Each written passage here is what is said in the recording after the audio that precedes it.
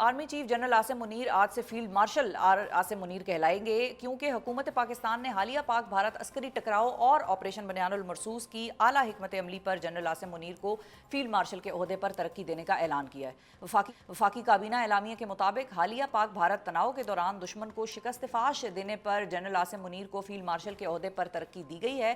اسی کے ساتھ ساتھ وفاقی کابینہ نے air chief marshal Zaheer Babar Sidhu کی مدت ملازمت پوری ہونے پر ان کی خدمات جاری رکھنے کا بھی متفقہ فیصلہ کیا ہے۔ وفاقی کابینہ اعلامیہ میں مزید یہ اعلان بھی کیا گیا ہے کہ بنیان المرصوص کے دوران گراں قدر خدمات سر انجام دینے والوں کو اعلیٰ سرکاری ایوارڈ سے بھی نوازا جائے گا۔ پاکستان میں جنرل عاصم منیر وہ دوسری شخصیت ہیں جنہیں فیلڈ مارشل بنایا گیا ہے۔ اس سے قبل جنرل ایوب خان 1959 میں فیلڈ مارشل بنے تھے۔ فیلڈ مارشل فوج میں اعلیٰ ترین رینک ہے جو کہ عام طور پر کسی ملک کی بری فوج میں دیا جاتا ہے اور آرمی چیف کے رینک سے اوپر ہوتا ہے۔ فیلڈ مارشل کا عہدہ افسران کو جنگوں میں غیر معمولی خدمات سر انجام دینے یا ملکی دفاع میں بڑا کردار ادا کرنے پر دیا جاتا ہے۔ آج کے اس اقدام کی کیا اہمیت ہے اور اب طاقت کا توازن کتنا تبدیل ہو چکا ہے، اس حوالے سے گفتگو کرنے کے لیے ہمارے ساتھ موجود ہیں دفاعی تجزیہ کار ہیں میجر جنرل ریٹائرڈ زاہد محمود صاحب۔ السلام علیکم جنرل صاحب۔ تھینک یو جنرل صاحب، آپ نے وقت نکالا۔ سب سے پہلے تو آج کی جو ڈیولپمنٹ ہے بڑی ان ایکسپیکٹڈ تھی اور انٹرسٹنگ بھی ہے کہ field marshal general Asim Munir صاحب اب یہ کہلائے جائیں گے۔ یہ بیسیکلی یہ اقدام اٹھا کے کیا پاکستان نے اپنی وکٹری ڈیکلیریشن دے دی ہے؟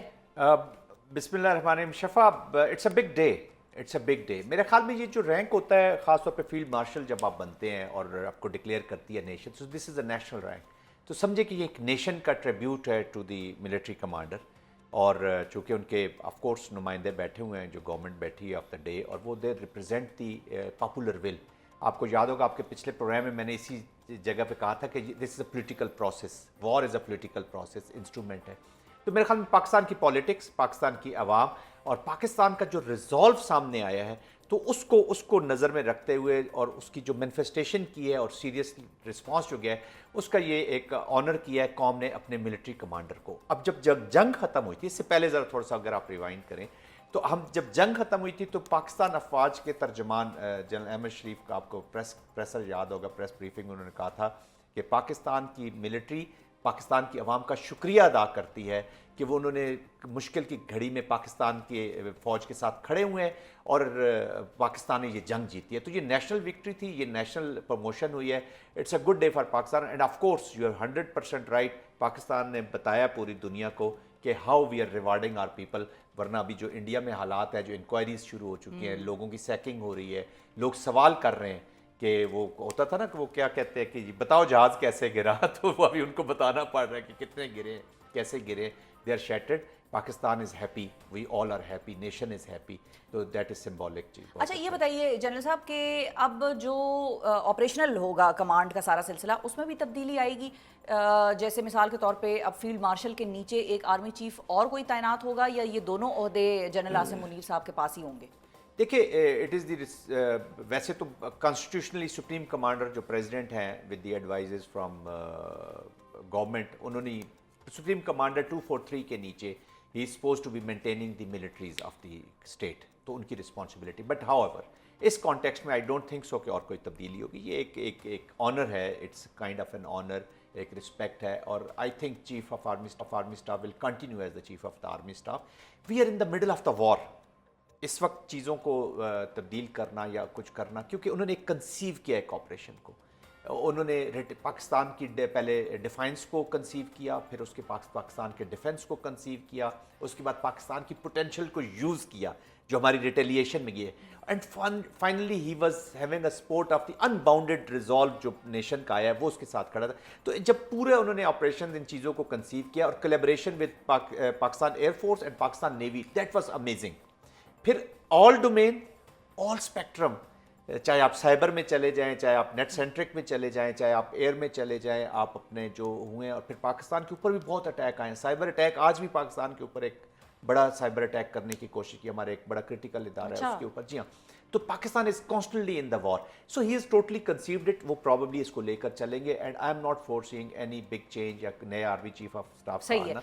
वो अपना। अच्छा ये बताइए, ये सीज फायर पे भी अब बड़ी हो रही है बातचीत, और कुछ लोग ये कह रहे हैं कि भाई वो इंडिया की तरफ से कल ये बयान भी आया कि ये तो बायलैटरल चीज़ है, ट्रम्प का इससे कोई ताल्लुक वास्ता नहीं है, ये हमने खुद मिलकर दोनों ने किया है, और साथ ही साथ वो DGMOs की जो आपस में बातचीत होनी थी वो कॉल का अभी तक इंतजार जारी है दोनों साइड्स पे। उनके मीडिया को भी समझ नहीं आ रहा भाई बातचीत क्यों नहीं हो रही, इधर वाले मीडिया को भी समझ नहीं आ रहा कि भाई बातचीत क्यों नहीं हुई।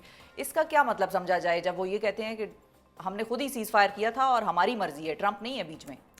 फिर से अगर उन्होंने खुद सीज़ फायर किया और नेशन के एस्पायरेशंस ये हैं शफा के वो नहीं होना चाहिए था, तो जाएं आज मोदी को सैक कर देना, remove Modi from the office.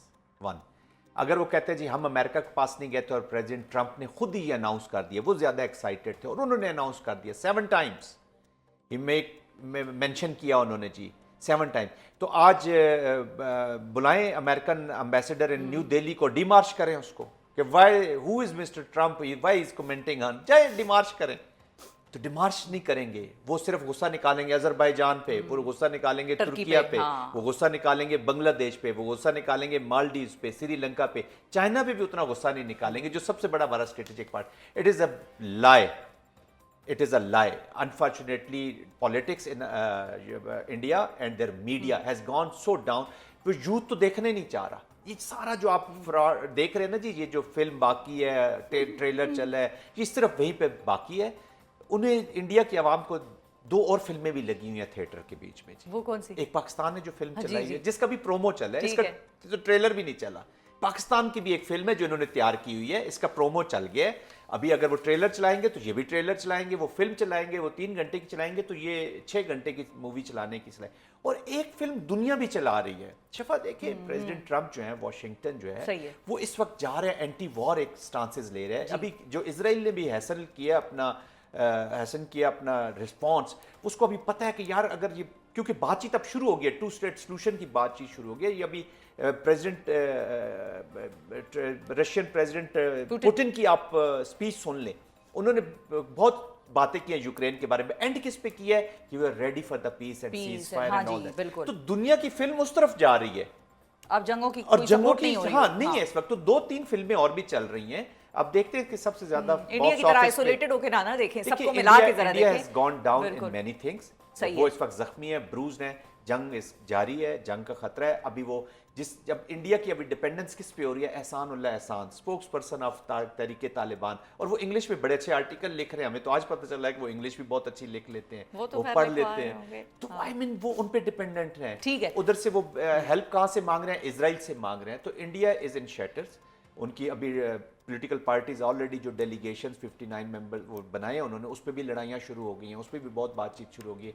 Aahista Aahista देखिएगा ये सारा, DGMOs आर इन कॉन्टेक्ट, और डी एस्केलेशन पे ज्यादा जोर इंडिया ने दिया हुआ है, वो वापस जाना चाहते हैं बिकॉज अच्छा, बातचीत हो रही है दोनों की? जी बिल्कुल, 2-3 उनकी तो बातचीत हो चुकी है ना जी, जी। तो दे आर ऑलरेडी प्लानिंग कि अपने पीस लोकेशंस पे मूव किया जाए, वापस किया जाए।